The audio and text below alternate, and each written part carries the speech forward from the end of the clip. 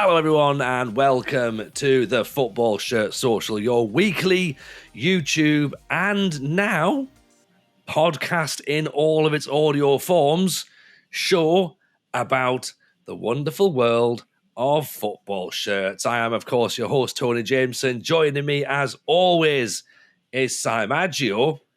But tonight, we have an extra special guest joining us this evening, comedian, football fan, writer, all-round nice fella. Everyone, say hello to Nathan Caton. Nathan, how are you, pal? I'm good, bro, man. You know, when people say nice fella, I think is that just like a really kind way of saying it's a bit boring. Sorry, I'll redo it. Right, comedian, writer, bit of a boring dude, really, if I'm honest. No, I mean, we've known each other for many, many years, Nathan. Obviously, we've worked so much on the circuit and that. When we've sort of started plotting this show, yours was one of the first names that we were up the top of the list to go like, right, we need to get Nathan on because you share an alumni list with myself and Si as part of the Venn diagram. Danny Deegan and Elliot Steele also have this Venn diagram list because you joined myself and Si on Monday Night Football and fantasy football at the end of Twitch lockdown. Oh, yeah, I remember that when Kevin Bailey just got really drunk on a boat. We don't say Karen Bailey, nice person, do we? We say Karen Bailey, bit of a laugh. Karen Bailey needs help. No, I'm joking. Karen, if you ever see this, I love you, man. She's great. Yeah, I remember that. That was a fun night, innit? In lockdown, just drinking in my room, just talking about football. Yeah, all good, man. Yeah, exactly. Look at where we are now. I know. 2 years on. Yeah, nothing's changed. I mean, the world has moved on, but we haven't. I mean, I'm on the green tea tonight, so we've moved on a little bit. Yeah. I think I had hair then. That was the difference. Oh, mate, full all the way down to your knees. Yeah, that was it. Like I say, pleasure to get you back in. Si, we'll come to you first of all. How are you getting on, buddy? You well? I'm very good. Yep, I'm all ready. Actually, it's my birthday tomorrow, so I'm ready for that. It is, yeah. It's also the most depressing day of the year, so always fun. I mean, are those two intrinsically linked, or is it just like not for me? It's Blue Monday, isn't it? It's the first Monday in January, the last Monday in January before payday. Right. No, I'm gonna give you a present, Si, an unscripted present, and a present I didn't think I was gonna give you. Blue Monday was last week. Was it? Yeah, it's the third Monday of January because that's the one that's not payday week, and it's the one that you think is about the 45th of January. So actually, your birthday is now the happiest Monday in January. Oh, yeah, everyone's finally gets their pay after Christmas this week. Although I don't think they do. Depends what day of the week you get paid, to be honest. I don't think I do. Yeah, well, there you go. So you might be happy, you might not. We'll see. But happy birthday anyway. I mean, I get presents. It doesn't bother me. It's still my birthday. It's everyone else who has to buy me presents that has a problem. Yeah. That's no parties for Saigon. Should we come to my party? No, I'd rather not. Actually, I'm too depressed. I can't be coming out to that. I used to run my party in May. I used to wait until May bank holiday to run my birthday party. Just because no one wants to come out in January. Nothing's open. Half the place is shut because they do their refurbishments in January. Even restaurants and things shut in January. And it's always quiet. It's always dead. So I used to be like, right, I'm holding a barbecue in May. We'll just do that instead. I mean, there was a long time between January and May. I didn't call it my birthday party. I just said, "Oh, okay, fine." But if I ever held a big party, I'd never do one on my birthday. I would just do one in May instead. And people used to think it was my birthday then, but I mean, there's a lot can go wrong between January and May. Do you know what I mean? There's a whole 6 months. You try that in 2020. You've missed out on a birthday. Do you know what I mean? That's very true. You should have had your birthday in January. You ain't getting one then. Well, there you go. We'll celebrate in May for you then, Si. Nathan, yourself, buddy. How are you? Let's say we have worked together for many, many years, but we've not seen each other for a little while, to be honest. So it's nice to get you in the show. Yeah, man. I'm cool, bruv. Same old gigging away. I'm up and down the country in comedy clubs. Just wigging it and getting paid.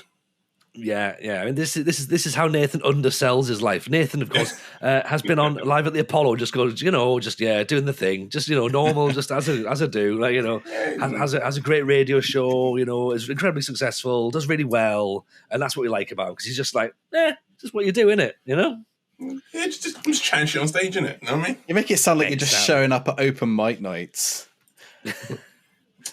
Some of the gigs I do, it does feel like that. Yeah. But hey, you know what? It's all good, man. I'm going to say we're keeping up to date with everything that's flying up on TikTok and YouTube, Twitter, Instagram, and stuff. Seeing all the videos, which is again, is like we're going to talk a little bit of comedy side before we get into football shirts. That was one of the things. Again, stuff like this, what Si and I, like our relationship came out of lockdown. We hadn't worked together before prior to lockdown, but it allowed us to sort of start working on projects together. Comedians, of course, couldn't gig during COVID, so took to the social media to try and just get work out there. And you were one of the ones who were very, very prolific during that period.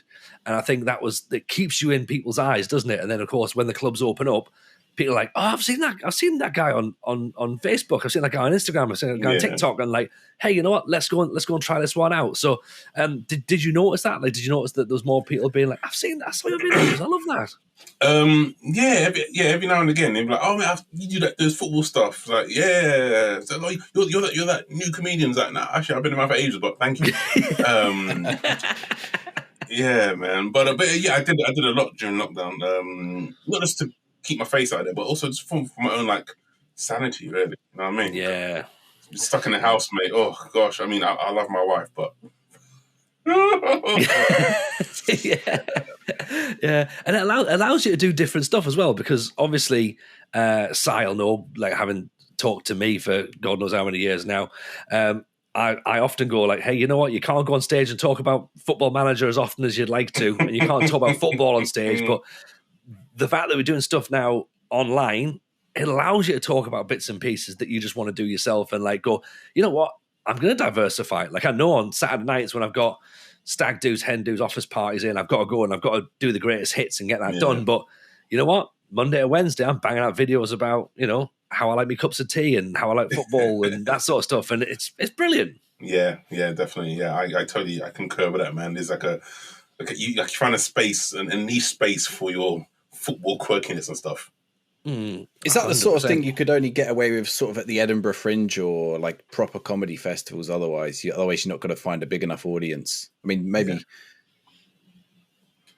because I mean I know Christina, she likes watching a lot of comedy shows, but she always watches like the ones that also do true crime podcasts. And I was thinking, maybe that's more mainstream. Although football's pretty mainstream, so I don't know.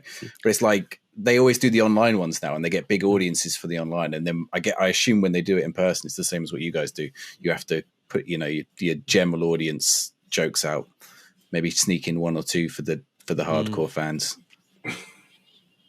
Yeah, I think so, and I think it's easier to probably sell a true crime podcast show at the Edinburgh Fringe as well, rather than like a football show. Because I think the audience, I don't know what you think about this, Nathan, but the audiences when you go to somewhere like the Fringe or like sort of any other comedy festival, they're not necessarily there for football stuff. They're kind of trying to get away from all that sort of thing. Like I know when we did the Football Manager show, like we've had venues before going like, oh, this is going to be like rowdy in it, and I'm like, it's not going to be rowdy. It's going to be the opposite of rowdy. This is like, it has the word football in the title, but it's not football. Yeah, 100%. Like I remember that I always tell the story of when we did the Swindon Wiven, and the front of house manager was like, there's 120 blokes in the in reception. Like, are you sure you're going to be all right with that? I was like, I think it'll be fine. Like, I think it'll be fine. We had someone stag do during the Fringe as well. They're like, there's a stag do wants to book in. I was like, send them in. I said, because this stag do will be done by 6 o'clock in the afternoon. Like, they are literally coming to this and then going home. Like, they're going home to play Sabutio, and that's it. Like, have any of them got laptops? 3 of them have. Brilliant. Bring them in. Like, you know exactly what's happening. But I tell you what, let's dial back then. Let's get back on the track a little bit. Let's talk football shirts. Nathan, we're going to come to you first of all. Obviously, you're representing. We're going to ask the question that sounds incredibly. It sounds a little bit off, but it's not. Nathan, what are you wearing?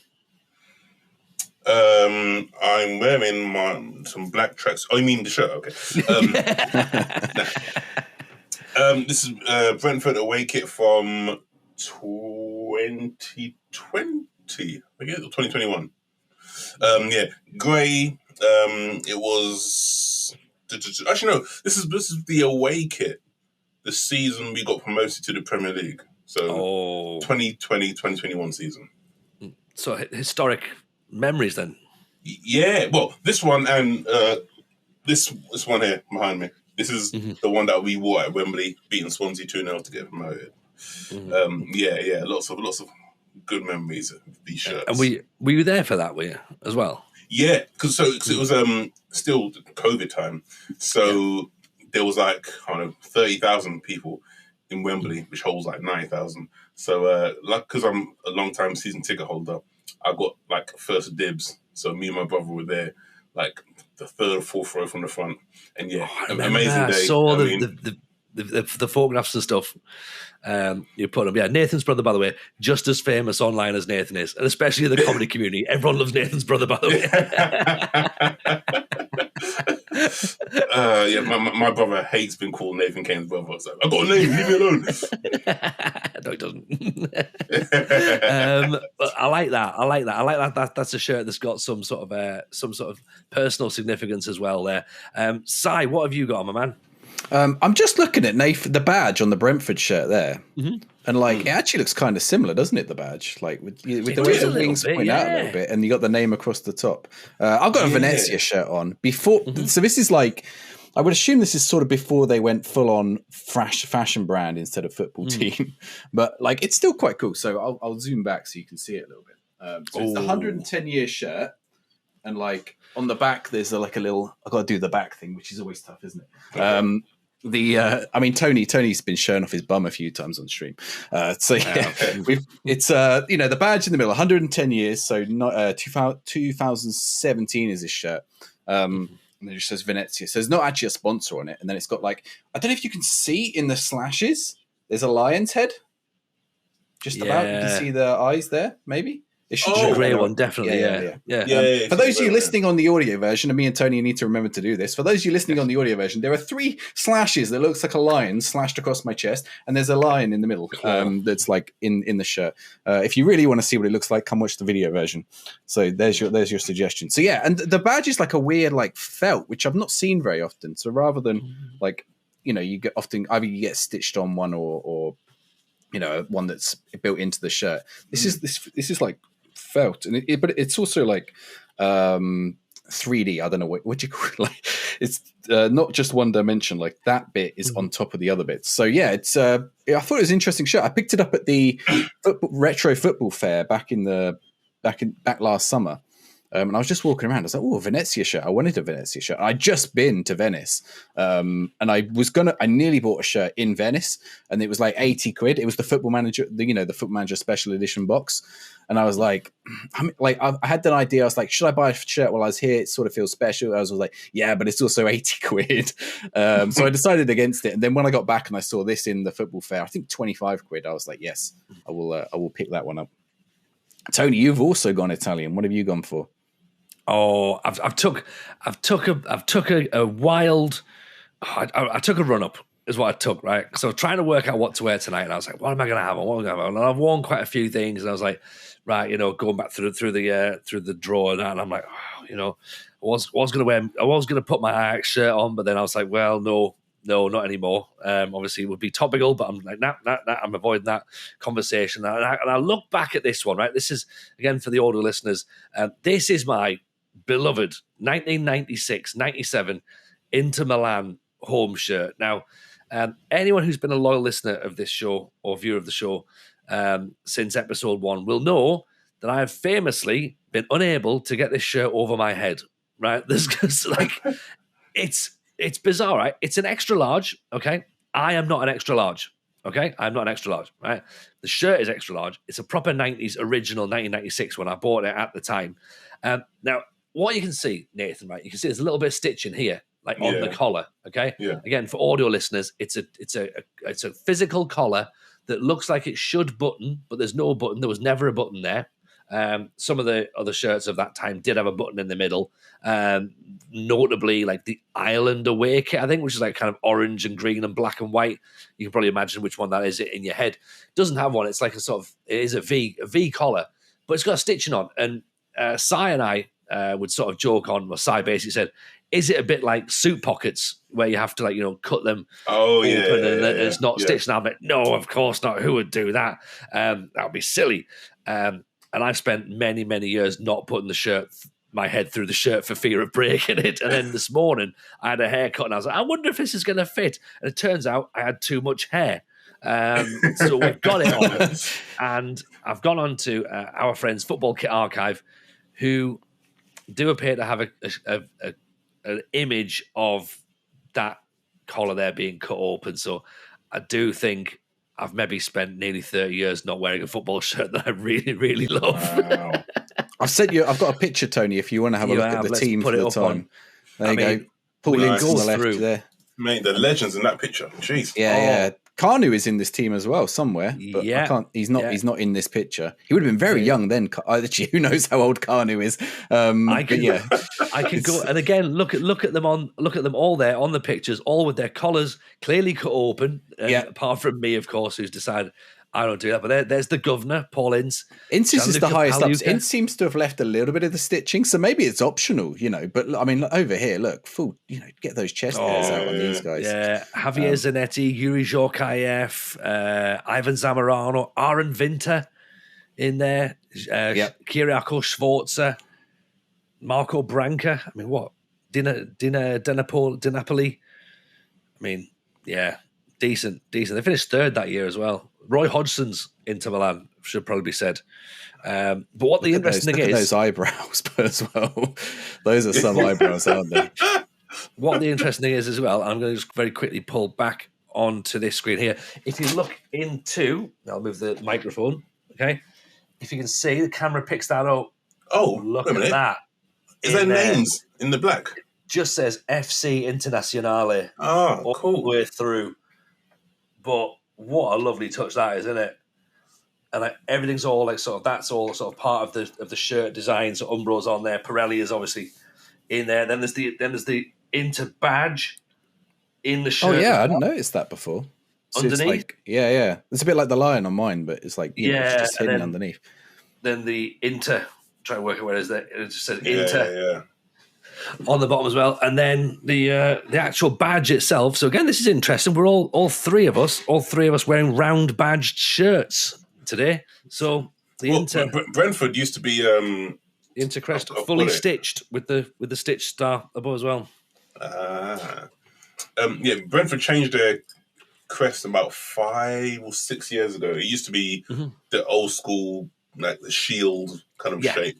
Now they changed it to this to be, more commercial, I think. I think that's probably the answer. There you go. There's the old Brentford badge. That's the one we know and love. Yeah. People weren't happy about that change, were they? No. Football fans don't really like change in general, do they? So, no, it's not broke. Don't fix it. I quite like the new one. That one, looking at that one now, that looks quite dated. But it looks like not dated in the right way. It doesn't look retro. It sort of looks more. This was made in 1995 on Word Art, and then we've just kept it since. No, I like the round kit. It's just it fits on a shirt nicely. I suppose as well, it does remind people, and this is going to sound really silly, it does remind people that Brentford, of course, the bees as well, which I guess people don't necessarily instantly go straight to. Am I right? Well, we share it with Barnet. They also call the bees. I'd probably go to you lot first. Yeah, no offense. No one's ashamed of Barnet. If your football team is also a colloquial slang for a haircut, then come on, get yourself a new name. Why are you called the Bees? And if you're called the Bees, why don't you play in yellow and black? Okay, so our away kits have generally been black or yellow, sometimes blue. I've got some actually. Hold on. Our away kits, that's old away kits, yellow and black. But we're called the Bees because so back in the day when we first originated, obviously because Brentford starts with B, people just call us bees. And people thought they meant, no, the insect bees. So we just hopped on and went, yeah, that's what we mean. And there we are with the bees. I wish it was got the same story and more like, can you imagine Barney is like, yeah, us too. He's like, oh, bloody hell, get your own story. It's not a very romantic story. It's very clunky and clumsy, but yeah. What would you have preferred? Would you have preferred to just have a massive capital B as your badge, or like a bumblebee? Bees across the whole shirt. Juventus style. Yeah, exactly. I got this for Christmas. I'll have to look it up, but it's like it's still sealed at the minute. But like nice. football club badges tell the story of Britain, so I'll have to see which clubs are in there. Maybe we can actually be knowledgeable on this show for once, Tony. I might do some research. I mean, we could do that. Also, as well, there's a fantastic cross pollination, cross marketing opportunity, really, with Brentford and possibly Inter Milan. Mm-hmm. Because, of course, Inter Milan currently sponsored by the Transformers. Brentford, the Bees. Surely we could get Brentford to have a mascot as Bumblebee from the Transformers. It makes complete sense. That'd be, imagine that. Mate, this is like a car and then a Transformer, then turn back into a car. Brings the football on. Do you remember when they brought the football on in the World Cup and it was a car? Yeah. Like it's just Bumblebee off of the Transformers. Rolls out of Brentford Stadium, drops the football, does that, like, right, poses for a photograph of the captain, drives back off again. Amazing. I mean, did you see what they did for Ivan Toney yesterday? Well, you would have done, Nathan. Yeah. So basically, there's a video package where they kind of reference the Undertaker, WWE Undertaker, the theme music. His theme music came on, and all these fireworks start going on. Undertaker theme music, lights and everything. Yeah, about the return. Yeah, mate, it was amazing, mate. I thought Ivan Toney was going to walk out with a steel chair. Oh my God, that's Ivan Toney's music. Yeah, Paul Bear was going, oh yes, Harry Kane. It would have been great if they'd have turned the lights out and then like everything comes up and it's just Ivan Toney on the centre circle and like everyone else is laid out. That would have been great. I would have loved that.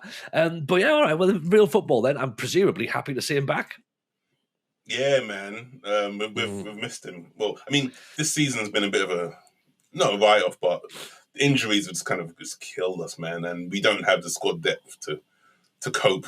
So he's a welcome return because, we need him. And Bumo's injured. This is at the AFCON. Shard is still injured. And also just his presence, like yesterday, little things that he does, and like, see, we missed him. Not just a goal, but like winning. The little cheaty thing he did. Did you see the little cheat? He picked up the foam and moved it. Wait, hold on. Okay, here's the thing. Here's my question, right? Like when like the wall kind of encroaches over the line, what's the difference? It's funny. I'm not sour about it. It's up there with taking the corners, like from going, I'll throw in, going right. The throw in's there. Well, I'll tell you what, I'm going to take it from 5 feet further down there because that's a bit of momentum. But we've never seen it before, and obviously seen it from that reverse angle where he's like sort of going, man, I need to move that spray as well, otherwise people can see that's not where it's meant to be. It's like the longest line of spray. It's quite clever, actually. But has there been, I'm trying this for a link now, has there been an increase in Ivan Toney shirt sales since, of course, his return? Do we know that? Are you asking me, or do you know, is that a fact? I'm just throwing it out there in general. It was more a case of like, do you think that's the situation? Because obviously when things happen, I mean, we will briefly reference it. Henderson's decided to leave where he went from, and he's gone to Ajax, and everyone now says, this is the most popular shirt that's ever been in Ajax's history. And it's like, they don't mention it's 40% off, but but still, right? Has there been an uptake in merch, do you reckon, for Ivan Toney? Because often it is the way, isn't it? Like, if something good happens, then people do go, I'll go and buy a shirt, I'll go and get me bits and bobs. You go on a cup run or something, all of a sudden everyone starts buying a few more bits and pieces. Do you reckon it's maybe been it, or do you reckon it's maybe I'll He all might be leave, Undertaker mightn't he? hats now. Won't What it? happens if you buy one and he leaves? That's the thing I was going to say. I think fans would be like, okay, commit to us and then I'll buy the shirt. You know, He only gets one game this season. yeah. I mean, I don't know. I think, I don't know. Personally, if I were... that's a tough question, man. I think he would have been popular anyway, but I don't know if there'll be an upturn in it because it's like, well, we don't know how long he's going to be around. Would you get the sponsorless version? If you get an Ivan Toney shirt now, you have to get the sponsorless version, right? You can't get the sponsored version with Hollywood Bet on it. Well, this is a problem. This is a problem. Like, and I think this is we've sort of touched upon this conversation before, and it's a good conversation to have. And Nathan, I mean, we're not necessarily going to say that you're the expert on this or the man who we have to go to for the voice of this, but I mean, you are a fan who's seen arguably your best player taken out of action for a long time due to gambling. Yet football clubs are very much throwing it in people's faces constantly, and as Simon says, it's even on the shirt he's wearing. I mean, that's weird, right? I mean, come on, like football clubs have got a duty really now to start looking at this responsibly. Gone are the days of Formula One cars with cigarette branding all over them. We know eventually that alcohol is going to go the same way. But I mean, surely some element of common sense has got to apply here. Yeah, it feels very very insensitive, doesn't it? It's kind of like turning Epstein Island into a massive daycare center or something. Yeah, a Disneyland. Yeah, exactly. It's like, guys, come on. There's been enough kids play here. But aren't they changing it though? Haven't the Premier League clubs in a few years are going to take off next year? Yeah.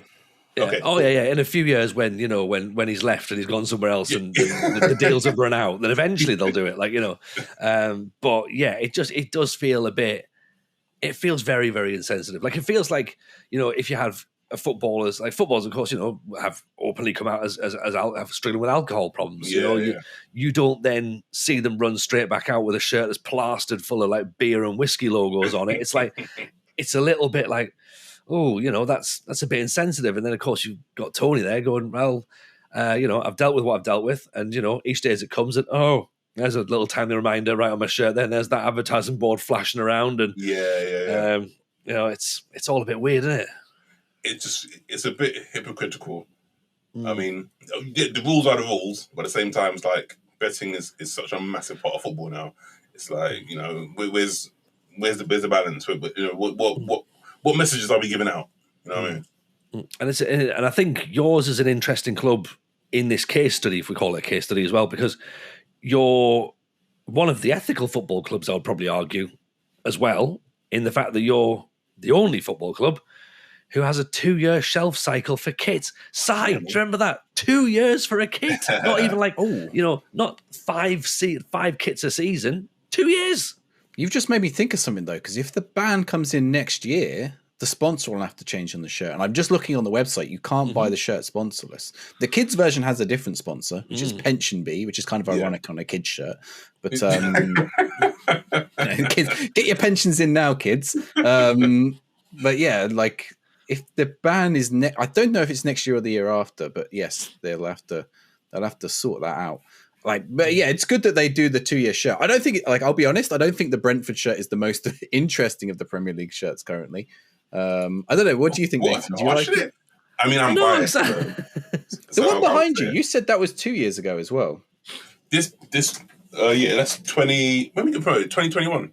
Yeah. So it almost looks the same as that one as well. There's not much difference between the current one and that one. Well, I mean, come on, all football kits. Is there really that much of a difference? Maybe look at Palace's kits. I mean, maybe you don't want to look at Palace's kits. No,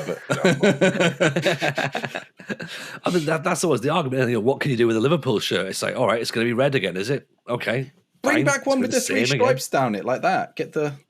Oh, yeah. I mean, are they Adidas at the minute? They are Adidas at the minute, right? No, they're Nike, aren't they? They're Nike at the moment. They can't do it, can they? No, they can't. So is there a... And again, I understand that there's only so much you can do with certain styles and find, red and white stripes, you're right, you're potentially a bit limited. But again, little touches of detail. Collars, of course, we'll have a bit of a collar, bit of cuff detail maybe. Let's go Madrid do it. They've got red and white stripes. Yeah. Yeah. Is there anything that you would want from a kit, Nathan? Like if you were to say to me now, right, like what's your favourite Brentford kit? When was it from, and what makes it the favourite out of it? I mean, look. I'm looking at an Inter Milan. I'm wearing an Inter Milan shirt. It's black and blue stripes. They're all black and blue stripes. Yeah, but, yeah. You know, there's got to be the AC Milan kit is black and red stripes. You know, there's a banger AC Milan shirt, and you know there's a Duff AC Milan shirt, don't you? Right? Yeah. Like a favourite Brentford shirt would probably be. Oh, actually no.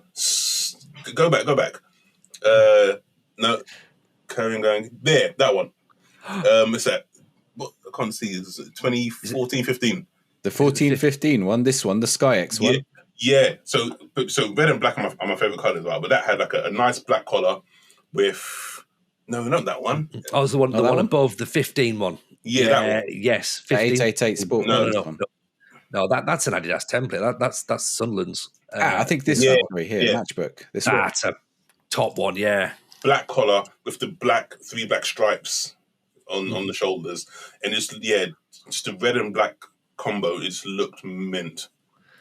Yeah, and then coupled with black socks and black shorts as well. Yeah, look at that. That's $1 million, that kit. See, I like that, yeah. And it's got the black trim at the bottom as well. I think whenever we incorporate more black into our kits, I think for me, it just looks nice. The red and black trim. Certainly makes it stand out as well, doesn't it? Because otherwise, you know, you're instantly getting, you know, like sort of Sunderland comparisons, Southampton, I suppose. Like even then, like these, I mean, you know, I'm going back into my Hummel days, but like, I mean, look at all this, going back through his vintage stuff here. That's a cracking one, that 86, 87. Look at that collar. Click on it. Look at that. Like this, the KLM one. Oh, the sponsor, yeah. That's the one sponsor that like I always think of when I think of Brentford, is that KLM. Because we had them for years, man. And like, it looks like he's something about 84 through a sponsor. It has to look good on the shirt as well, and KLM did. It worked. Yeah. I think again that's something that we've spoken about a few times. Like the sponsor can make or break a shirt. Like even that DL one on there, like it sort of fits nicely with the way that white panel is on the shirt. This is the 83-84 Brentford shirt, by the way, for our audio listeners. Down in Division 3, but it matches the design. It's red, it's white, it's block red, but it's on a white background, so it stands out. But you're right, that KLM looks lovely, and there's just some sponsors that just look perfect. You know, like Pirelli, of course, on Inter. You know, you got like I guess like Phillips maybe on PSV's kits always look great, don't they? The Dutch bank on the like, remember Carlsberg on the Liverpool shirts? Yeah, just looks right, doesn't it? Just like JVC on the Arsenal top just looks right. Sharp view cam for Man U, sharp.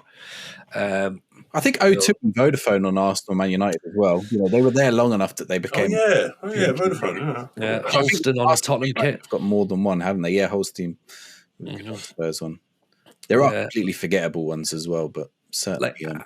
Having a quick nosy through these through Football Kit Archive here, Nath, it strikes me that bar that shirt we've looked at there, which was back in the 16-17 one, are you in the situation where Brentford are predominantly, until you get to Umbro, I'm guessing particularly reference to Adidas really, were you just given templates really? Like you had no like sort of official kit sponsorship. It looks very much like you were just given the templates. Like same with Puma really as well. It's not like you're getting your own specific branded kit, because of course there's only certain teams that do get their own kits designed, and it's like it's a bit frustrating, isn't it, when you sort of go, oh great, we because you literally have been given the same kit that Sunderland and Stoke would have had, sort of thing going, and it's like I mean we were in League 2 or the old Division 3 back then, so I think we were just grateful that people still remembered us to give us kits. Certainly in the last decade or so, we've kind of upped our kit game. You know what I mean? You know, working with Adidas, that kit, I tried to bring myself to like it, but I don't know. It was too out there for me. I felt like a bit techno. Music. It is very like I don't know if I like it or not. I always look at it and I think, do I like that? I mean, the sponsor puts me off, but the actual kit, I'm like, it's not. I like that they tried something different, and it's the third kit. So I always think third kit. Yeah. You should always go for it with your third kit. at Yeah, least. well, our third kit this year is a That's this different, one, but I right? like that. Yeah. Yeah. Yeah, that's See, cool. what color is that? Because I don't know what color. How do you describe that? Is it black and white? Well, I'm colorblind, so I wouldn't. It's No, like a navy with a bit purple and like Purple and like sort of mint really like, teal, some kind of. But yeah. it's very hard to describe. And people ask me what our third kit is. I'm like, just Oh, look yeah. at it because I can't describe it. It's like pink and like mint green, isn't it? Really, Yeah. it's very The description is navy, pink, and turquoise. turquoise. That's the word I was looking for. Yeah, it's very very MLS tones, isn't it? Yes. Do you know what I mean? Like you wouldn't look too out of reach in MLS. Like I like it. I like that. The one that you put before the sort of the Brentford lights almost, I suppose. For me, it just shouts goalkeeper kit rather than outfield shirts. You know what I mean? I feel like it would be an appropriate goalkeeper kit, but trying to wear that 10 players wearing that shirt, one person fine, 10 others. It just looks like not for me. Yeah, that will do your eyes in, man.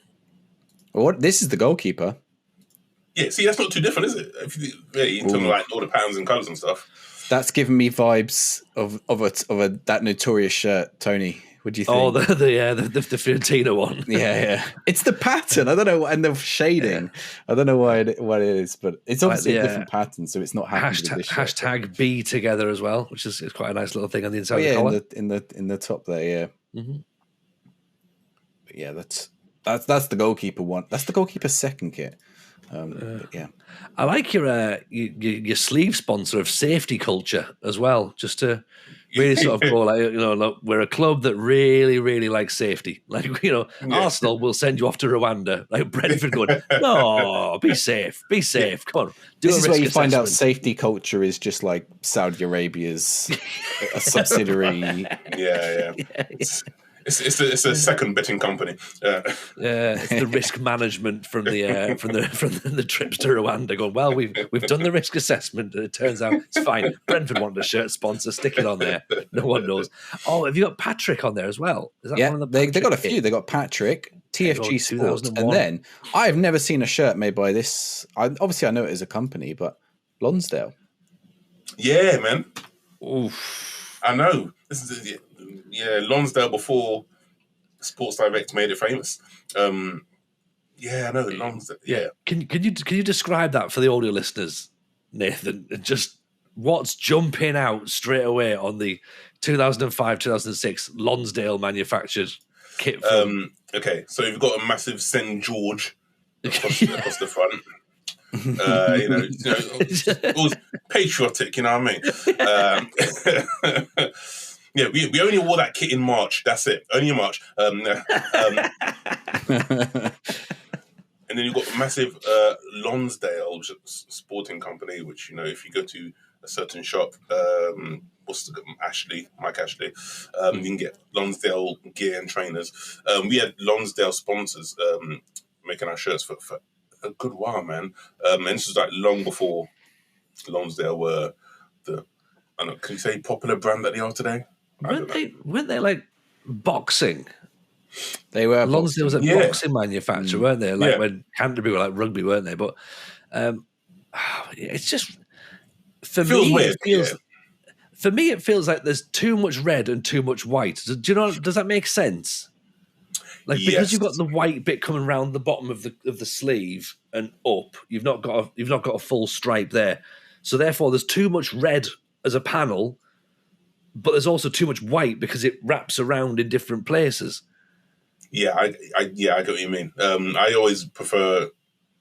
It does feel a bit too similar to Stoke. Looking at that kit. Yeah, like you've definitely managed to like up your kit game and even the away kit, like plain block white, plain block black away. That Patrick kit, right? Yeah, give me that. I'll take that. That is a quality kit. Mm-hmm. So they're sneaking black in. That's where it is. It's like adding a stroke on your work when you're on your font.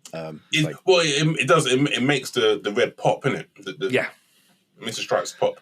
And then the collar as well. You've got the red and white trim, and then the black on the outline as well.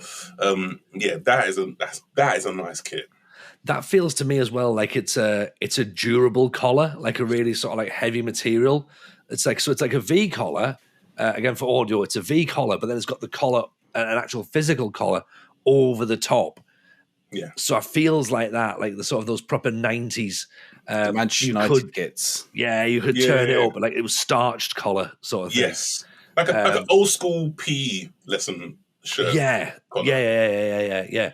And interestingly as well is, and I don't know if this is just my eyes or not, but see where you've got your little Patrick sort of what's the word for it? The patch, patch is the word I was looking for. I had an absolute mind blank for a second there. So there's a little Patrick patch on the right-hand side. Now, for me, I feel like traditionally they all go on the left-hand side. Do they? I don't know why my eyes have just instantly gone to, why is that on the right? A mixture, I think. There may be a mixture, but for some reason I was like, I would have thought that would have went on the left, because you've got the Patrick logo on the right-hand side of your shirt, and then directly below it, like all the way down, it's like in slightly off of a different stripe. It's on the right-hand side. For some reason, I was like, maybe I would have expected that to be on the left. But as a shirt, I love it. And that's the only thing I can go, oh, that's weird. I do like that it sits nicely within the stripe. Yeah. Oh, it's like, how annoying would that have been if that had been like ever so slightly outside the stripe? If it overlaps into the other lane. So, yeah. Yeah. Yeah, no, that's a nice one. That's one of the kits I can get. That I know. For me, no. That looks like a cricket kit. Yeah. Like, you can imagine like Surrey wearing that as cricket. Like this is the 2001 away kit for the audio listeners. It's blue and yellow, dark blue, yellow, very plain, but it's mostly blue and then just yellow across the top and down the sides. Yeah, very much like a England Test match kit. Yeah, but the yellow trim, there's nothing about it that makes a shirt pop or anything. Just like they just put it there, and be like, oh no, we have to have yellow, so just to put it somewhere. It doesn't really add anything to it. But interestingly, it looks like there's red piping on that yellow trim. So again, remembering just to try and make the yellow pop a little bit, but it's quite a dull yellow. So it's not like the red's really brought out. But for me, that's the nice touch that they've added that little bit of red. I didn't even spot that at first. The red, I can barely see it, but it is there. I feel like it's maybe lacking on the collar, possibly, but. I mean, these are rugby shirts, really, aren't they? That's what Patrick's known for, is rugby gear rather than football gear. Which is interesting. Like Portsmouth had a kit made by Canterbury, who are another rugby manufacturer, and the material on that, I will maintain, is the best material I've ever had on a football shirt. It's the 2008 one, and I still wear it today when playing football. It just wicks like the sweat away. It's like really stretchy, really like good material. Better than any of these new like weave fit ones that Nike do or whatever. And I don't know why, but just it was made for rugby, and there were a couple of football teams that took it on. Interesting. Okay, well, I'll tell you what. Let's leave football shirts from the past for now. Let's start looking at football shirts of the not too distant future, because footy headlines have been going great guns for the last few weeks, and so many leaks of shirts which may or may not, obviously we'll caveat, may not be officially the designs that are going to be next year's kits, but the hit rate so far for things has been pretty good, as you'd kind of expect. So where do we begin, Si? Have you got some stuff lined up already? I've got a page. They have got a summary page, which is very handy. If you like, so you can direct me. These are the ones that we have so far. There might be a few extras that they've not added onto this list yet, but we've got some Premier League. Obviously, Brentford 2-year kit, as Nathan mentioned earlier. So you don't have to go get a new kit unless maybe they got a new sponsor and you want the new sponsor. But the kit itself will be the same one. So no new Brentford kit, but we got some other teams. Where would you like to start? We can do it this way as well if you like. You can just see them. Well, we know for a fact that Castore are no longer going to be represented in the Premier League next year, because both Newcastle and Aston Villa have both signed deals with Adidas to move away from Castore due to the whole. Wolves have them. Wolves still have them. Have Wolves still got them? Okay, well maybe Wolves might be looking to move on as well. We can start with that Newcastle then. So this is the Adidas Newcastle one, home, away, and the third kit. So The home's pretty standard. It's not shared it with you yet. Let's better do that. There we go. Okay. This is the home. I like the shoulders, I like the stripes on the shoulders. Yeah, it's That back with shade. Adidas, isn't it? So it's back to the Shades of the what years, like sort of early 2000s, I suppose, like sort of Lauren Robert, Shearer, Yes. yeah, like Bobby Robson era, maybe with a bit more black on there. I think this is a woman's fit, isn't it, by the looks of the mannequin? Yeah. But yeah, so it's probably not quite the right shape, but And the sponsor works. I think it's got to be Nuki Brown, hasn't it? At least it's black and white, the sponsor. Yeah, exactly. Yeah, and it's the current Adidas logo as well, isn't it?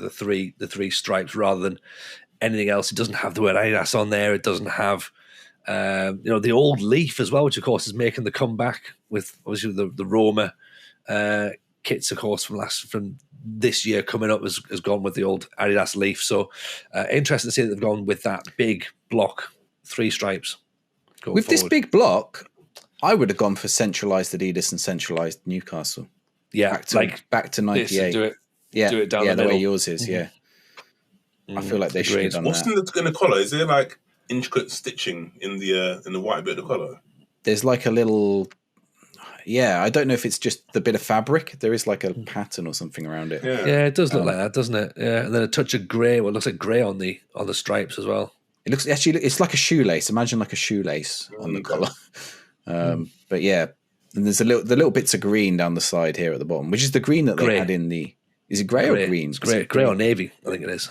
great. Oh, well, I'm colorblind, so don't ask me. This is the away, which is not something they've had before. That looks like an old Bayern Munich kit. They didn't have a third kit like that. Maybe was it '96 or something like that. So the '96 away kit was this, and it was, and I've said it before, right? Okay, there is a couple of kits where, and there's a question you've always got to ask people: going, is there a kit of a rival that you could sort of say, you know what, that's a banger of a kit, and I hate everything about that club and what they stand for, but those two kits are amazing. And the 1996 Newcastle kits are exactly that. They had the Adidas Grandad collar. The home kit was amazing. The really heavy material, brown ale logo on the front, black and white stripes, Shearer on the back. The away kit was this. It was navy blue and burgundy hoops with a little bit of like ecru. It was like a cream collar, cream stripes down the side, cream shorts. It just looked, David Ginola wearing that just looked amazing. Like, and this is obviously the sort of the modern nod to that. Now, I've noticed something on this, and it's going to be really hard, even for the video. Well, the audio listeners aren't going to be able to see it at all, but the video watchers might also struggle. But if you notice where it's got Sailor, the sponsor, and they've done it in the same color as the shirt, but, and I don't even know if you two are going to be able to see this, where the sponsor is outlined, there's like a very thin white line in bits. Yeah. From like, as if, because it's screen printed on, so which means that when that gets printed on, so that red in the background isn't the shirt. It's like, so it's going to be ever so slightly off, particularly after a few washes. So the color is going to be ever so slightly different in the border of the sponsor than the actual shirt, which would probably annoy me. Either that, or we should also say these are still mock-ups, so the sponsor, of course, may be subject to change. So it could just be how the current photoshopping looks at this moment in time. That's the shirt from the time, of course, which is what they're. Yep. Oh, they're bringing this one back as well, apparently. So as a remake. So so you got that one. I had there you go. The thirds somewhere as well. Here you go. Here's just just some more of that away kit. Yeah, there's the one it's inspired off. Yeah. But we can look at the third kit as well. Maybe? Did you show us the third? I don't think so. Oh, it lied to us. Yeah.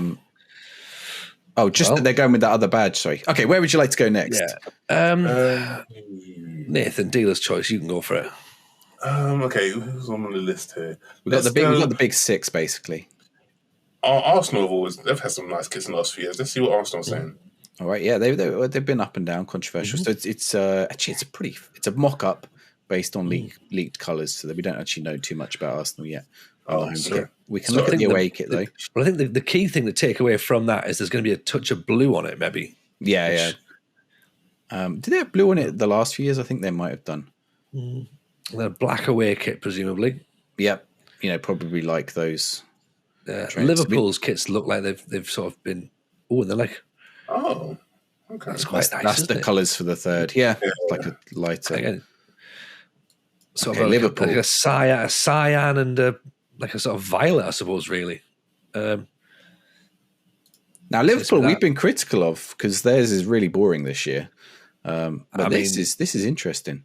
Well, is it though? Because right, first of all, okay, and I'm not just gonna go on the Liverpool rant, okay, but I'm gonna go on a Nike rant instead because I think Nike have just dropped the ball so much in the last year, 18 months, and this does not inspire me that they're going to be back on the top of the pile anytime soon, because it's a horror show. It's an absolute horror show. The collar, like, what on earth is this collar? Like, I know we say, what can you do with a plain red football shirt? Okay, well, the first thing you don't do is put a collar that appears to start on like your clavicle, have a big gap, and then go, well, there might have been a collar there. Like, let's draw it on for a bit and then square it off. It just looks weird.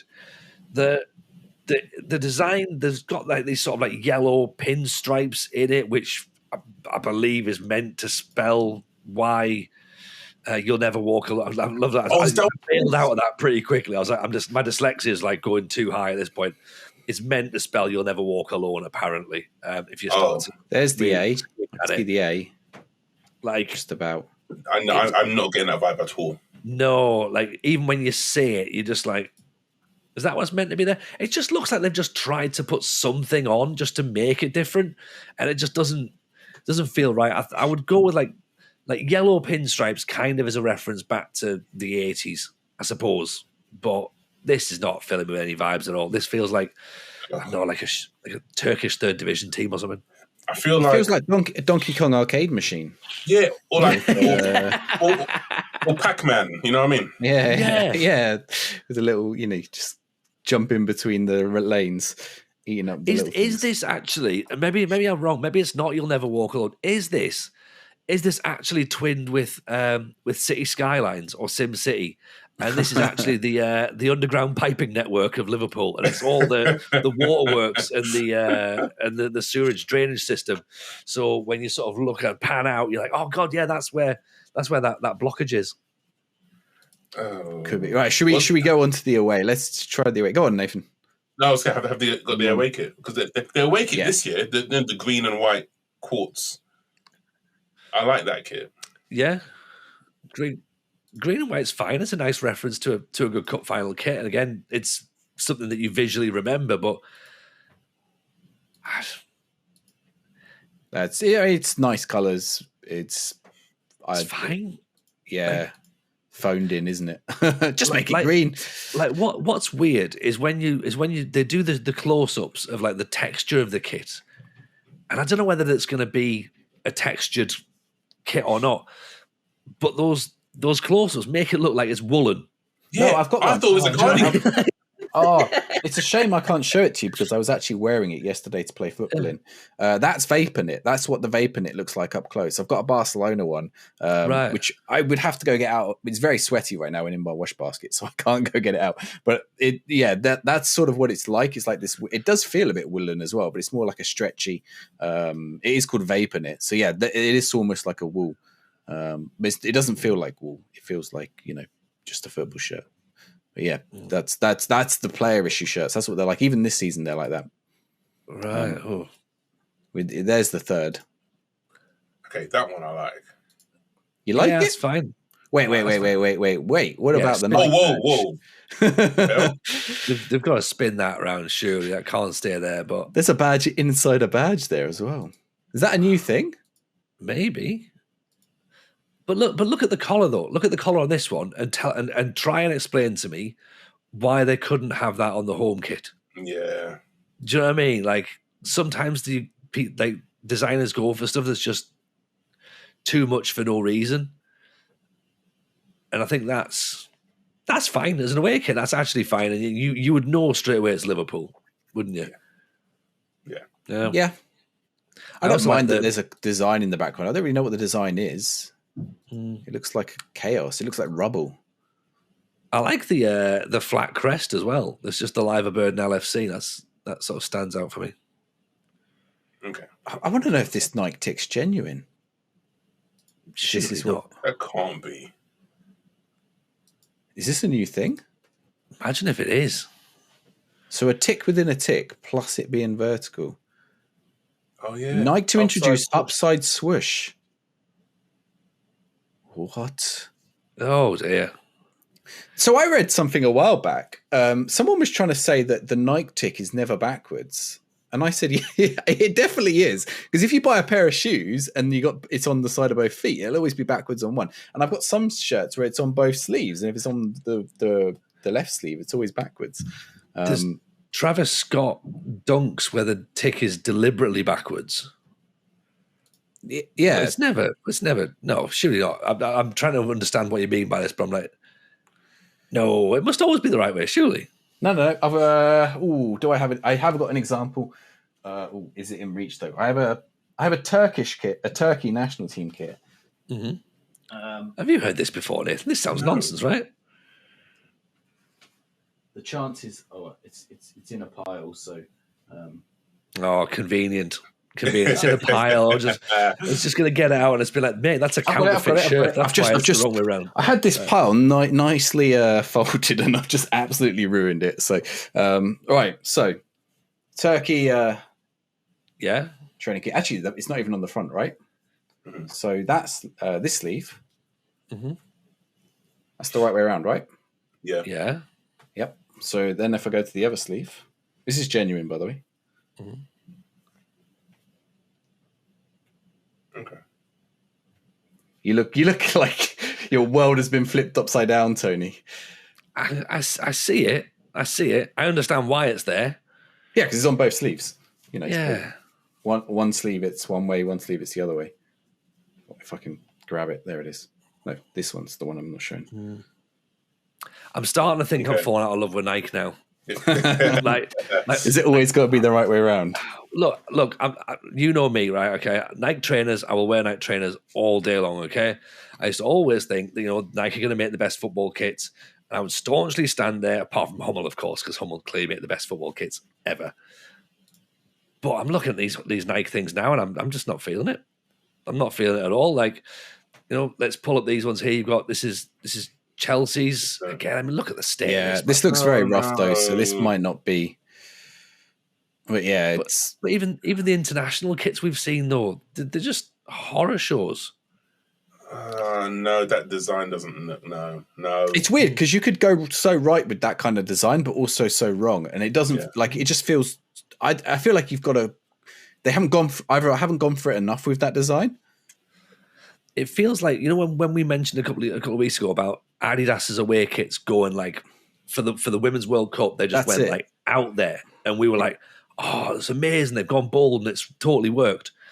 It sounds a little bit like, and I know they haven't, but that Nike were listening to our podcast and went, hey, you know what? Let's go a bit out there on the home kits. And everyone's went, no, but not like that though. Like we're not like that. It looks too artificial in a way. It looks like they've given AI the job to design it. Yeah, like give me just some swirls from. Design me a football shirt, but make it look like there's an oil slick on it. It looks like a Windows background from 2001. Like that's a good shot. This is the away, and this looks like a jumper that my nan knitted me for cricket when I was about 10. But I don't mind it. Like, it's looks like a retro France kit. Yeah. The orange bit on it's a bit weird. I mean, it's pink, Si. Okay, right. The pink bits on it a bit weird. Is it like a peachy color?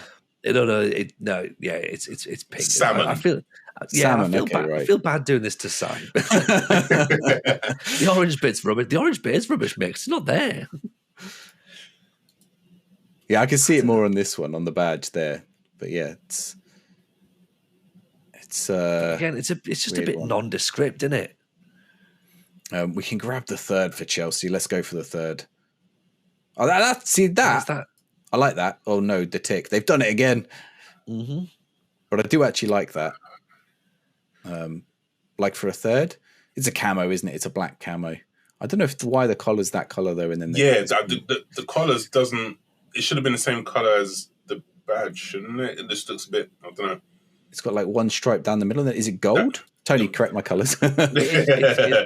It's neon yellow and neon pink, which I suppose is probably going to tie in with a pair of football boots they're going to make this year as well. But it sort of looks like something you'd make on Pez, yeah, or like FIFA Creator Club mode, and be like, "Oh, I've got this new kit," and everyone's been like, "Oh, all right, fine." You just click neon and went for it. Have you? That's what we're doing. Rhubarb and custard. That's what. Yeah, rhubarb and custard. Which I don't know. Are Chelsea famous for rhubarb and custard, Nathan? I wouldn't know. I didn't go there. Yeah. I mean, the color palette is nice. Don't get me wrong. Anthracite black, Opti yellow, and prime pink. The palette is lovely. Pink. It works. Do you know what they've done? They've got some marketing people in and gone, what's popular with kids? Prime. Is there any colours called Prime? Yeah, prime pink. Let's go with that. It's probably not a million miles away from the truth, to be honest. Yeah. Okay, Manchester United. That's boring. Is that it? That's potentially, yeah. It's just plain red. That is going back to plain. This is colours only. It's colours only. So we haven't got a kit for Man United yet. No. Let's go. Let's see if we got the away though. Colours only again. Although you can see Tottenham maybe. Yeah, we'll have a look at Spurs. We got Manchester United third, perhaps. Okay, we got the third kit, which they've gone for that minimalised. I like them having the minimalised. They've sort of done the Roma thing here, haven't they? Yeah. That's all right. But that looks like a training kit you'd expect the assistant manager to be wearing on the bench during that's nice. True, yeah. You can see Mike Phelan in it. Yeah, totally. Maybe that's what they've modelled it on. They've modelled on Mike Phelan's training kit. Spurs, we've just got colours. I think no, that's an older way. So it's just colours for Spurs. One thing that we have got for next season then, and what I've been looking at on Footy Shirt headlines, or Footy headlines as we're going through now, I'm going to go back to Roma. You want to go Roma? Yeah. Roma. Yeah, because we know that things are going to be that's the old one, right? It is that though, isn't it? It's like that. Wait, I can't see what they've got. Scroll back up. They're going to keep that sort of design, right? If you go to the actual homepage, right? Yeah, it's on the homepage. Yeah, we're on the homepage. I mean, that away kit there's a lot going on. There's a lot going on there. It's not minimalist. Chat the away kit for a second while I find the home one. It's not minimalist at all, is it, Nathan? But it looks like welcome to hell almost. But but I like it. I don't. Yeah, it's crazy, but I feel like they've gone through it, and I like the fact that they've gone through it. It's got flames coming from the bottom, and it kind of goes up towards the badge on the left. I don't know. What do you guys think? I'm feeling that. I'm feeling it, but it's weird because I shouldn't be feeling it, because obviously this season I loved it because it was just so plain and natural, like neutral. This is like the opposite, because what I've seen on the main page is they're starting to go back to re-releasing like the old Barella style stuff.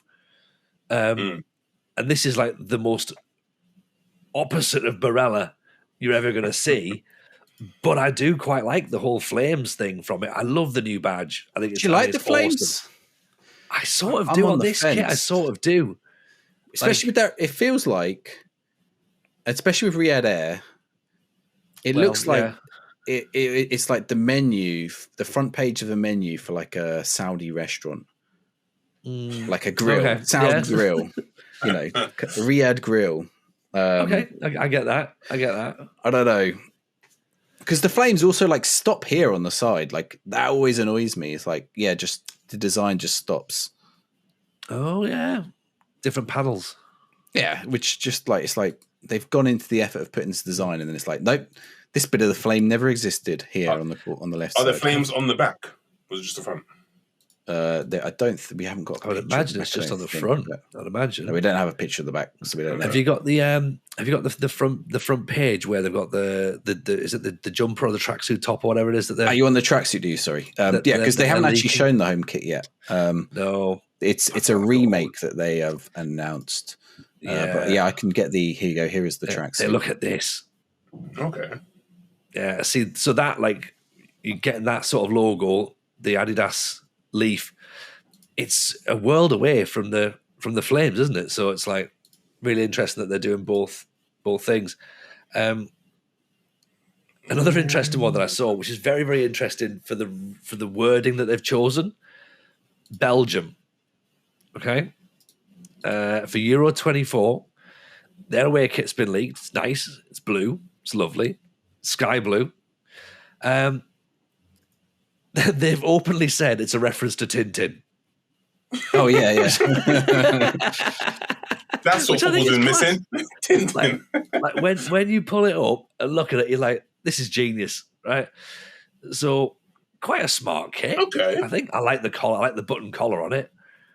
They've done something with a plain blue shirt. There's a bit of design in there with those blocks, and again, like I suppose a reference of, was it 1895? Is that the year the Belgian Federation was formed? And then there, just right next to, this is what it was designed for. It's meant to look like Tintin. Okay. Now there's a building. I might be confused. I know in Rotterdam, which is obviously in the Netherlands, there's those cube buildings. I'm trying to think, what is the weird building that's in Brussels? Because I've been in there, and it was a Tintin exhibition that was on when I went in there. But I don't think it's cube, is it? I think it's like I think it's an atom. Oh yeah. I know what you mean. Yeah. It's not a cube, is it? Oh, it's like that Big Bang Theory kind of. Yeah, that one. There we go. There we go. I was thinking for a minute, maybe they've also taken, with the cubes like off that. Although I guess it is like, it would make a cube, wouldn't it? If it's, I'm trying to see if that's a cube or not. I don't think it is it? But yeah, that's if you ever go to Brussels, that's quite a nice thing. They might still have a Tintin exhibition on. 30 years since I went, perhaps not. But yeah, that's maybe we'll save some. There's quite a lot of Euro ones as well, isn't there, Tony? Maybe we'll save some of the Euro ones for as we approach the Euros. I want to get your thoughts on Barcelona, going back to the just two panel. What do you reckon, Nathan? Okay, the two panels, yes. The collar, is that black? Was it navy? It's black collar. No, sorry, it is navy. It is navy. Yeah. Okay. Yeah. It feels. Yeah, the black I don't think would go, but the navy goes. Yes, I like the two panels. I think the more recent ones that had all the stripes, maybe a bit too much, but this feels more like, I know. I like the simplicity of it. It's simple yet elegant. Are you getting like Xavi, Iniesta, Rivaldo vibes? Yeah, it's a classic. Yeah. It's the gold as well, the gold sponsor. Even the badge is like now the same. Like they've flattened the badge out, haven't they? So it's like sort of the red and blue and gold on the badge as well. So there's no more like yellow or white or anything like that. It's all just really, really clean, I think. Yeah, clean. That's not, yeah. You always associate like Barcelona, like I guess a bit like Arsenal. You associate Barcelona kids with being clean and classic and like looking really smart. So yeah, okay, then I'll show you the away. Then here's the away. It's the opposite. All right, okay, fine. So Nathan, what were you going to say about the home one? I can go back to the home one for a sec. No, the home one was nice and clean. I want to see what the away one was. And yeah, if the home one's nice and clean, the away one, the guy was obviously high on Red Bull. I quite like it. It's like very neon though, isn't it? It's like it's like a background of a streamer. Like this. This guy's. It's sort of like, how do I describe it? It's sort of like shades of Miami, shades of like sort of Tokyo drift race. Like it's very not Barcelona at all, is it? But at the same time, it's very marketable, which I guess is Barcelona need all the money they can get at the minute. So they've got to try and like make a shirt that, is going to sell. That's ultimately what they're going to do. Here we go. Third kit. Oh. It says goalkeeper kit to me. Yeah, it says Seattle Sounders to me. Seattle Sounders. It does remind me of, there's a Bayern shirt from a few years ago, which is really nice, which looks a bit like this, but it's like the mountains rather than just like looking like rips of paper or whatever. It's quite smart, but they're never going to wear it. Like, I'd be fine if it was their away kit and then the black was the sort of like special edition kit. Oh, they'll definitely wear it. They'll have 3 other kits that they'll wear as well. You know, they'll go play mid-season friendlies in Saudi Arabia and ridiculous things. They've probably got just one for the Super Cup. Right, I've got another Riyadh Air one for you. So I'm selecting a few now. So Atletico Madrid away. What's that? What's the pattern? Is that? I think it's meant to marble. be something. Yeah, I think I've seen that work surface in like when we were looking at making our kitchen. Gonna get that on a worktop. It was gonna look lovely. Moving wave is what they've described it as, a unique design. Yeah, certainly unique. I think the red and the grey merge a little bit too much. I mean, I'm not colourblind, side, but I can't even imagine what your eyes must be seeing at this point. Actually, they're not merged at all. But yeah, I'm not. I don't like the contrast of them. Yeah, it feels very. I feel like if it had a black trim instead of the white trim, maybe it would. There's a Manchester United shirt which sort of has similar colours, and they could have gone for something similar to that. But I feel like because it's white and it's quite a light shirt, it's very odd. All right, we're going to go to Real Madrid. Now, the inspiration for Real Madrid is I don't know what you'd call this pattern. Some fashion herringbone, is it? Is it herringbone? Is it houndstooth? Houndstooth. Oh, houndstooth. There you go. It says, I can read apparently. So this is it's got like a houndstooth design on the background. I like their shirt from this season. Yeah. I think this season's shirt with Bellingham on the back, give it 20 years, is going to be a big shirt. And I don't think many shirts nowadays will, because I think so many of them sell in such big numbers. But this season's particular shirt, particularly if Bellingham breaks a record or they win a Champions League or he wins the Euros or something, I think that will be a big shirt. I think for me, Real Madrid is white and purple. Not white and black. I don't go white and black when I think of Real Madrid. I always think of the flash of purple on there. That's what makes it stand out for me. If they put one of these trims as purple, would it work? No, it wouldn't. It would go completely the opposite. Like, because I could see that shirt as a template given to any club in Eastern Europe. Like Rosenborg in Norway could wear that shirt quite easily. Like, and you'd be or Tyrrell Innsbruck or something. And Real Madrid shouldn't be wearing the same template shirt as Tyrrell Innsbruck and Rosenborg. They should have a different kit. Like, for me, it just feels a little bit like I like the houndstooth design in the middle, but it's fine. But you're right, compared to this year's shirt, it's just standard, fine. Isn't it? Yeah. Okay, what colour would you go purple for? With like a black outline. I don't know. I think that having purple on it, where the black is, if you were just to replace the colours, the colour is in a weird position that purple would look really odd there. But having like a dash of purple, maybe the black bit on the sleeves, if that was purple, would look weird. But maybe you could sort of have like a bit of an outline on it, possibly, or some touch of gold. Maybe it doesn't quite. Obviously, this year it's navy blue and gold, isn't it, rather than black or purple, and it's just, I don't know. Yeah, it's not going to go down as a classic Real Madrid shirt for me. Right. What colour would you say their away kit is then? Oh, blue. What would you guess? You'd go for blue for away kit? Orange. You're going for orange, are you, Tony? Have you seen it, Tony? No. I'm just going to guess this is something out there. Something I've already out there. gone, this is not the home kit to remember, so the away kit maybe might be. It is orange. Oh. It's not just any orange. I'm colourblind, but I'm pretty sure that's Netherlands orange, isn't it? Yeah, man. It's Fanta orange is what it is, isn't it? Like that is. Whoa, jeez. Welcome to Wolverhampton. That must be an old kit because that's got Benzema and Bale in it. 2014, 2015. And Marcelo, kit. yeah. So yeah, that's. So they had orange and black before, but they go orange and blue this year. Yeah. Wow. So they must have played in it before, but yeah, it's That's so that's Real Madrid. Okay, I've got a few. We got maybe 3 more teams. So let's head to the beautiful Italy. The shirt you're wearing, Tony. Should we go see Inter Milan's home shirt? Yeah. Oh dear. You don't like? Oh, dear. You don't like What the hell is that? You know, before when I said, like, you know, when teams have got like stripes, there's only so much you can do with black and blue stripes. Turns out what you could do is you can knock those stripes over and create magic eye patterns. Turn it into a maze. Yeah. Now I'm curious because this one is Puma, but I nearly wore this tonight actually, but I was going to save it for another episode. This is a pre-match shirt, and a few teams had this. Actually, AC Milan had one. Now these shirts are interesting because they're unique.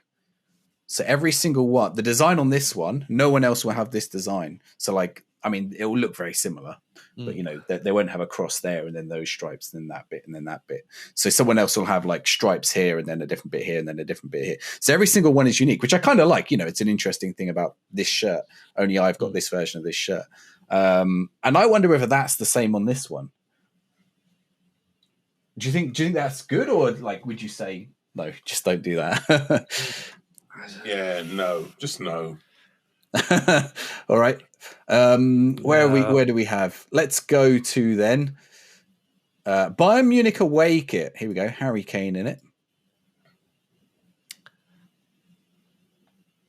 I like the colour scheme. Yeah, exactly. You took the words out of my mouth. I like the colours. I'm just not sure about the design on the shirt. So it's not the Brandenburg Gate. Is it the Brandenburg Gate? Hang on, it probably says here. No, it's called the Angel something. The Bavaria statue. Yeah, which is in Munich. Brandenburg Gate, of course, is in Berlin. So yeah, is this statue? It looks a bit not Eiffel Tower, a Statue of Liberty-ish, but yeah. All right, it feels like, for me, and again, I don't know, the fact it's central is what puts me off. Like, if it was ever so slightly to the left, maybe, and like it's not right in the middle. I don't know. Maybe that's just my eyes thinking it would be slightly nicer, just slightly offset. But the black and the kind of like greeny grey color works really, really nicely, I think. Yeah, they've got it on this year's one. It's like little dots of the world on this year's one. Yeah. My biggest problem with this one, and this is only a mock-up, a guess mock-up, so it's not going to be final. It might not have this. Is they've put that design on there, that the statue. They slapped a big fat T on the top for T-Mobile, and like it's like right in front of her face. Now, I would hope that the final one doesn't do that. If I was to put the T-Mobile, I would put it down the bottom of the statue somewhere if they have to have it on there, or off to the side or something. You know, you can't have it over the face of the statue. It just feels wrong, doesn't it? Like, but again, moving it across would be better. But then it feels very much disrespectful. Like, this is like, you know, one of the most important, you know, landmarks in Bavaria. But hey, T-Mobile do pay us a lot of money, so let's just put that over. You can go and see that statue whenever you want, right? But there's people from all over the world want to buy this shirt. So, all right, and finally we'll go to France, PSG. Now we'll take him off the screen. This was interesting because at first I looked at this and I thought, oh, this is like the one that they had a few years ago. But then there's this weird little bit here, like actually the lines, they've made it look like they've been painted on. Like, we've not painted this bit very well. Oh, it's like Crystal Palace's kit with the crayon kind of thing. Yeah, a little bit. Okay. Which is fine if you're Crystal Palace, because Crystal Palace are, and if there's any Crystal Palace fans listening, I say this with love, Crystal Palace are a kind of rough and ready, rugged team. Like, you know, they pride themselves on that. Paris Saint-Germain pride themselves on being the pride of Paris. Like, you know, it's like the billionaires football club, isn't it? There shouldn't be anything out of sync, out of line in Paris Saint-Germain's kit. It should be 100% correct. I think the way they've done the away is better. It's a similar. They've gone for the paint style, nice. But I think it works. This one, right? Yeah. Artistic. The other one feels like bad art. This one feels good. And the lines are also like the shape of the Eiffel Tower, the triangle. Yeah. I like that a lot. That's It's coloured smart. different That is colour on smart. each sleeve. Yeah. And Yeah, then the they've whole, gone. they've tried to be dare and be like, oh, look, see, we've not quite gone all the way in the lines. And it's like, oh, really? Is that how risky you're going to be there? But then, yeah, the way it gets nice. Okay, and the last one here we've got. It is PSG. It's not Palermo. I haven't dragged you over. You're going to tell me it's orange now, aren't you? It's pink, right? Yeah, so it is. Interesting. This one. So you know what they've done with the Jordan Nike logo? They've done this with the Air Jordan logo now. So you can see the Air Jordan logo. It's like not the angle it normally is. And then there's like it's also in pink, so you can barely see it, but there's a tiny Air Jordan logo just on top of it. Which I thought they were getting rid of Air Jordan. The other two aren't Air Jordan, but this one is. It's fine. Again, it looks like a pink cardigan this year rather than the white cardigan that Chelsea are wearing or the red cardigan that Liverpool are wearing. Yeah, it's the vape in it, isn't it? It's the pattern in it. The Air Jordan been tilted it doesn't work in the same way as a Nike tick because now it looks like Jordan's playing a totally different sport now. He's doing ballet, isn't he? He's spinning around on his foot, doing a pirouette or whatever it is, or he looks like he's doing what's that old Monty Python sketch where they do the Ministry of Silly Walks. That's what he's doing. He's just like lifting his leg up. That is a really good point because that is completely that is the whole point of the Air Jordan logo is to replicate the movement, isn't it? You're not replicating a swoosh. A swoosh can go anywhere, but you're right. It's as if to go, well, yeah. If he went upwards though, you might as well put him facing down, slam dunking it. I mean, that could be Freddie Mercury instead of Michael Jordan now, stepping onto stage with his hand in the air, just... Could be a dad stepping over toys. You know what I mean? That's Christmas morning, trying not to wake people up. It doesn't look right. Because that foot is looks like it's planted on the floor now. Yeah. Or a goalkeeper who's been chipped and reaching back to try and grab the ball. Just a last ditch attempt to save it. It's weird. It looks a little bit like when Nathan, when wrestlers they're in the corner of the ropes and they're trying to stomp to get the crowd going. Just a comically really large stomp. Jordan's getting ready for sweet chin music. He's doing a sweet chin music, isn't he? Tuning up the Paris Saint-Germain band. It's odd. Right, yeah, that's an update on the world of leaks.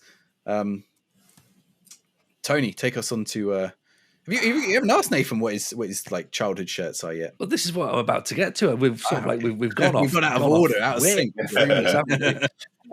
So that's obviously because we're conscious of time as well. That's what's looking like it's going to be coming forward. But as Si says, Nath, what was the moment that you looked at football shirts for the first time and were like, it's not just a football kit, is it? That's a thing. It's a thing I like. Ooh, it was probably Premier League shirts because when I was a kid, Brentford, I didn't know Brentford were a thing. So I saw a lot of Arsenal, Man United because they were the teams that my family supported. So I think probably I remember Arsenal's away shirt in was it 92, 93? The yellow with the little triangles and JVC on the front. The bruised banana one. Yeah. That kit. Yeah. I remember that kit. I remember United had the red kit with the white collar and the string. Oh yeah, the Umbro ones. Yeah. The first championship one they won, 92, 93? Yes, yeah. And then they won a double 94, is that right? I think so, yeah. They had that kit. They had the black one, the black sharp view cam, which that's a nice kit. Yeah. And then, do you remember their third kit was the lemon and lime? The yellow and green, like the Newton Heath kit. Wasn't it? As a reference to what they used to be back in the day. I remember that kit. I think I remember watching them play away to Wimbledon in that kit, and Cantona scored that amazing volley. Yeah. So I remember those kits for that. There's that little flashbacks. I remember the sharp view cam because Cantona kicked the fan wearing that kit. Yeah. Yeah. So those were the first kits that I kind of remember, and then it was like the international ones as well, like USA 94, and like I remember USA having like some mad 90s fashion, like the Yeah, stars they all had over the shirts.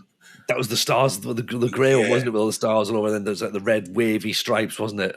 Yeah. For the home Yeah, kit. I remember that. Yeah, and then it wasn't like, I mean, it's crazy enough. You got like remember Alexis Lalas with all that hair and shit, and then combine that with the crazy kits. Like, what the hell is this person?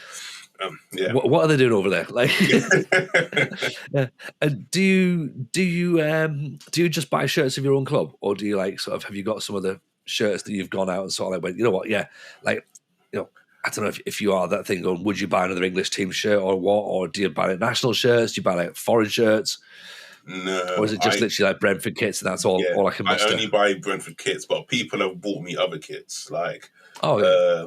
I did Edinburgh Festival once, and someone bought me a Hibs shirt, and they were like, oh yeah, that's your team now. That's your Scottish team, your Hibs. And I was too scared to say no, so I just took it. So I've got that, and then I've got I've got it with me actually. I have a Malaga shirt. I don't know what season it is, but basically, so for my stag do, my brother took me to Malaga, and I had to wear this for the trip there. So yeah, I just have shirts that people buy me. Otherwise, I think it's a recent one. They're Hummel Is now, but funnily enough, I went to Malaga last year for a stag do. I didn't come on your stag do, I don't think. Yeah. So we went to Malaga for a stag do last year, and I bought a shirt while it was there, and it was a Nike one. So I think they just got rid of Nike and they've just moved to Hummel. They've made some really nice Hummel ones the last year or so. This year they've got that Denmark 80s template one, but yeah, they're one of the teams that have done some really good ones the last few years. Excellent. And I guess the $1 million question then, $2 million questions to wrap the show up. One, if you had to get rid of something from football shirts, stick it into room 101 forever, what would it be? If I have to get rid of, I've been thinking about this. Should we provide some context while you have a few seconds? Si, Yeah, what's previous things that have been thrown into room 101 by our previous guests? Score draw shirts, so the remakes that aren't quite right. Collars that are, was it too small or too big? I don't remember which one. The big round neck collar. That was it, the big round neck. There was Under Armours, so someone wanted the long sleeve shirts back because long sleeve shirts gone in favour of Under Armours. Oh yeah. The Dortmund 90 shirts went in last week. Universal sizing. Universal sizing was something that's the lack of universal sizing was something. Yeah. So yeah.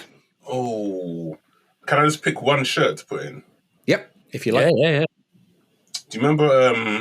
Well, it was a shirt, but remember Cameroon had the sleeveless shirts. Oh yes. I can't remember what tournament it was. Maybe World Cup. I'm gonna say 2010. But there was one World Cup where they turned up and they were wearing vests and started, dude, we're not playing basketball. Yeah. Yeah, put that in. It's gone, is it? Oh, interesting. It's 2002. I'm just 2002 was it? Oh, please. Okay. Yeah. I'm just trying to find it. Because I want to say, and I might be wrong here, but were Cameroon, because they obviously they quote unquote pioneered the basketball shirt, the sleeveless shirt. Did they also pioneer the first proper skin tight shirt as well? So I want to say that they were the first ones that had like a proper snug, like no. It was more than skin tight. It was. Yeah. I will show it to you. It was like ridiculous. It was Lycra. I'll show you. If you load it up, this is on Colt Kits. So that's it. Yeah. But you're missing a key feature of this. It's not just skin tight. Have a look at around the waist. You can still tuck it in. No, it's not tucked in at all. It's all one piece. Yes. They went spandex. It's basically a big one piece. Wow. One piece. Jacket. No, okay. You know what? I retract it. Put that. I think it is.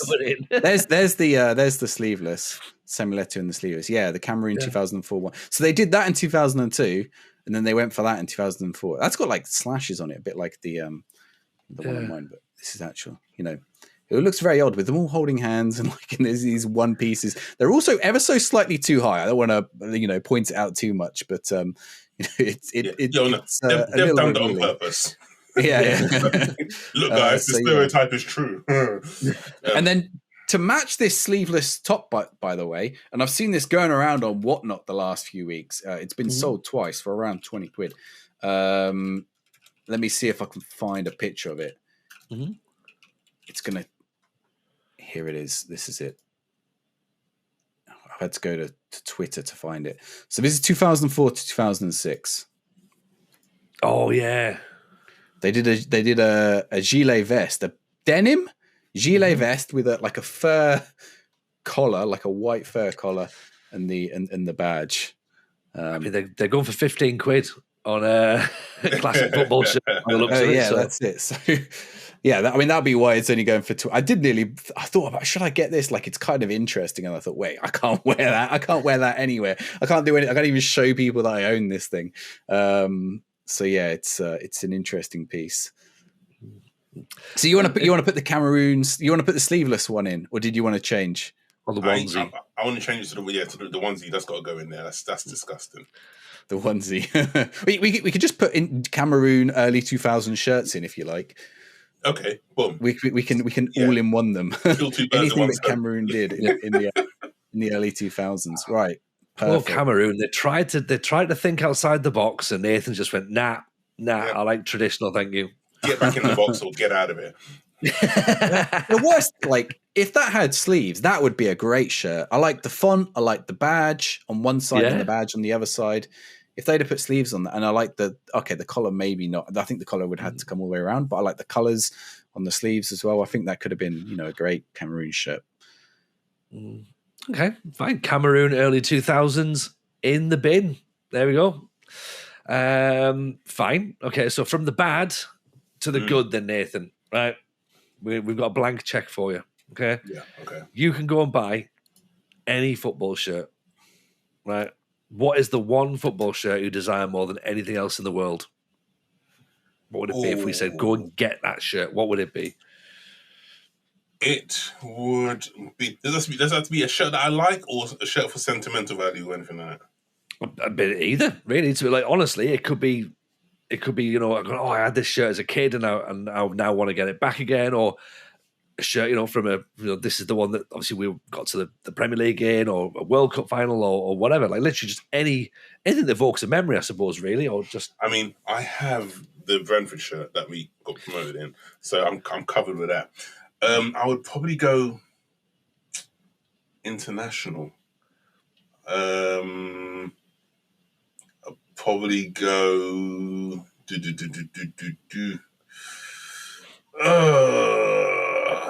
There's two, but I can't decide which one.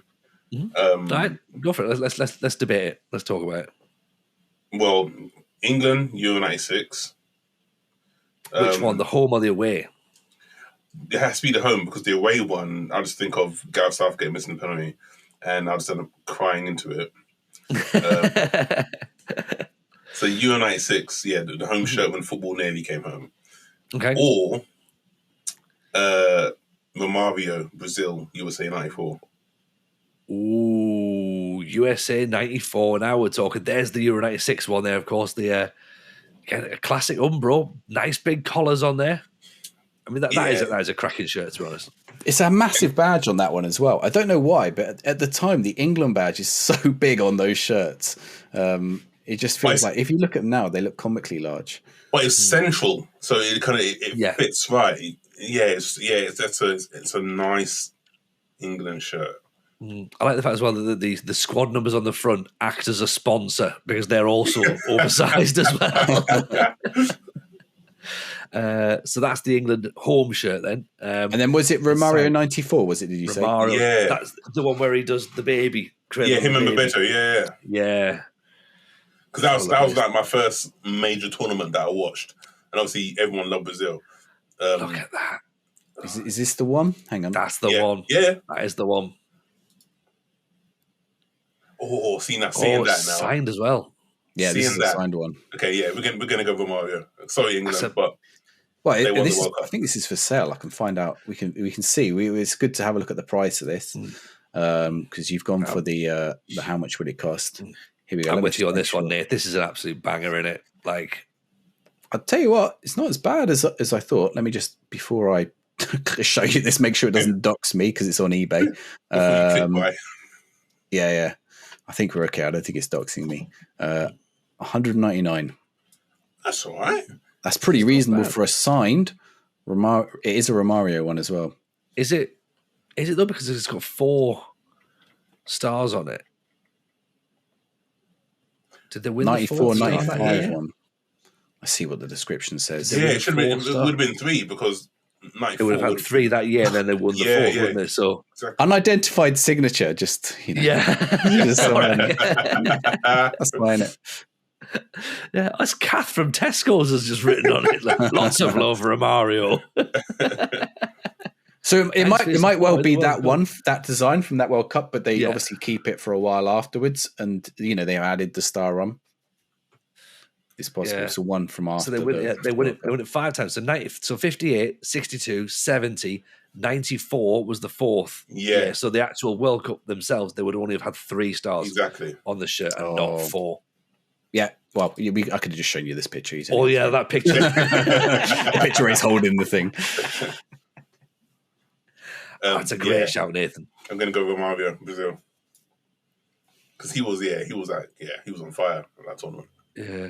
What I like as well, because that's the year that Ronaldo is on the bench as like a 12-year-old or something, isn't it? Like he doesn't get on, but he literally goes just for the experience. And I also love, with this Brazil kit particularly, is the shade of the blue shorts and the white socks. And I know like sometimes Brazil wear green shorts, but I'm a big fan of Brazil. Should always be yellow shirts, blue shorts, white socks, and it just looks perfect. Yeah, just trying to get an image for and you. Then Taffarel's crazy green goalkeeper kit. I don't remember that as well. That was from that same year, green and yellow with white socks. Look at that, perfect shading. Nice. Yeah, it's just iconic, innit? Everyone knows that shirt, that combo. Yeah, 100%. Doesn't matter where you go in the world. You go right, flash a card and go right. Do you know who this is? Brazil, clearly. Yeah. That away shirt's stunner as well, isn't it? Yeah, there's the baby. It's nice though, isn't it? Like, there's a lacquered. What I forgot. Alex going to tell me. I forgot the word. I think it's lacquered, wasn't it? Print in the background, which is like nice. It looks as well like it's 2 panels stitched together. If you see down the shirt, down the actual sleeve here. Yeah, I think it is. The panels are down the actual sleeve rather than underneath, which is interesting, I suppose. Looking back at it now. But yeah, no, Nathan, brilliant shout. Awesome shirt. Let's go and buy Brazil tops. That must be the 3rd suggestion of a Brazil top for that feature, right? It's normally Brazil or Dortmund. Those are the go-tos. I think so. Yeah, we were both Si and I were looking on Whatnot the other day, and there was a Ronaldo R9 98 Brazil shirt going on Whatnot, and the name and number was fading a little bit, and I had a quick look at it. It's in my size as well, because I used to have that shirt, but without the name and number on the back. Okay. And of course, my mum may have tidied it up somewhere and figured, he doesn't need that anymore, and donated it to the local landfill. So I'm trying to rebuy it back. The price went too high too quickly, and I was like, I'm going through a tunnel. I can't. I'm not looking at this anymore. I tried to find my 2004 one when I was down at my mum's over Christmas, because I've shown it on stream before. I've got the Roberto Carlos and Ronaldinho. Here you go. I've picked those up. I had a set of 4. I had Carlos, Ronaldinho, Ronaldo. Who would I have got? Cafu. I got Cafu. So yeah, I think it was those 4. So yeah, that's or I'm pretty sure it was Cafu. So yeah, but I can't find there's the front. It's the Total Football one, which I don't know, for some reason that one sticks in my head, but they never played in that in a international, like they played in it in the Copa America, but I wouldn't have watched the Copa America in 2004. So I don't know why I have memories of this Brazil shirt in particular. Because that template, of course, was used for everything, wasn't it? Yeah, they used it for the Netherlands and stuff. I actually really like the Brazil version of it, but it's cool. Okie dokie. Right. Nathan, I think we've taken up enough of your time this evening. Appreciate you coming on, chatting to us. Fun, man. Oh no, I'm glad you enjoyed it. I appreciate the clothes horse behind you as well that's held up your shirts. I've been waiting for it to like topple at some point. I was trying to find out what can I use, and forget it. Take all the laundry off. You can dry tomorrow. Exactly. Football shirts at the top, and then as you look at your camera below, it's just a line of pants just at the bottom, which is brilliant. Nathan, if people want to find more about you, about shows you're doing, tours, clips, things online, where can people find you? I'm on all the socials: Instagram at Nathan Caton, Twitter Nathan Caton Comedian. Twitter's Nathan Caton, TikTok is Nathan Caton Comedian, Facebook Nathan Caton, or NathanCaton.com is my website. Perfect, man. Obviously, like I say, people should definitely go check you out when you're in a town and city near you as well. So I appreciate you coming on, man. Hopefully I'll get you back in again to do some more stuff. Si, where can people find you? Thanks again, Nathan. Si Maggio Footy for the football shirt stuff. So this is going to be awkward because tomorrow I'm going to be live on stream ranking the AFCON kits and the Asia Cup kits, but then by the time this goes out, that will have already happened. But I will cut it down and then it'll appear on the YouTube channel. So, or the VOD will be on the YouTube channel. So if you read one of my channels, it'll be there. Si Maggio, go find it. Excellent stuff. And of course, you can follow the Football Shirt Social on Twitter, but you have to type in @FootyShirtSock because Twitter didn't let us have all the letters for the word. So you got to be a little bit creative with that one. Going, I wonder what that thing's called. If I just type some of the letters in and see where we get to, you get there. So it's @FootyShirtSock on Twitter. We're on TikTok as well. And of course, YouTube as well. Just hit the like button and subscribe, and that'll be awesome. And of course, if you want to find out more of my stuff, you can follow me. It's @TonyJameson on Twitter, and it's Tony Jameson FM over on Twitch and YouTube as well. As always, Nathan, appreciate you being on. Si, this has been lovely chatting to you as always. Everyone, hope you've enjoyed it. Come and join the Discord. Let us know what you think. Comment, of course, below. And just, of course, do remember, hit that like button and come and see us next week for another episode of the Footy Shirt Social. Take care, everyone. See you next week. Bye now.